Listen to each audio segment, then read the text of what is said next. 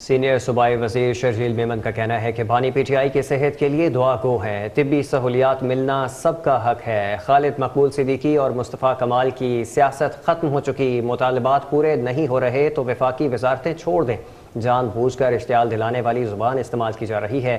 उन्होंने कहा, अवाम को किसी की बातों में आने की ज़रूरत नहीं है। अल्लाह ताला इमरान खान साहब को सेहत दे, तंदुरुस्ती दे। अगर वो अलील है तो उनको इस तरह का जो है वो सहूलत, मेडिकल सहूलत सबको मिलना उनका हक है। आपके खालिद मकबूल सिद्दीकी साहब हों या मुस्तफ़ा कमाल साहब हों, ये लोग पॉलिटिकली ख़त्म हो चुके हैं।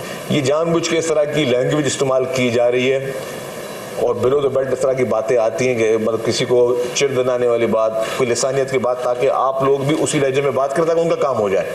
आइन में एक तरीक़ेकार मौजूद है नए सूबे किस तरह बनने।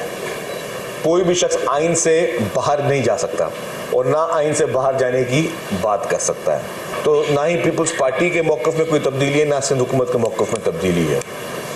फैसला जो करना है वो अवाम ने करना है। वो असेंबली फैसला करती है कि जी आपने क्या डिसीजन लेने हैं।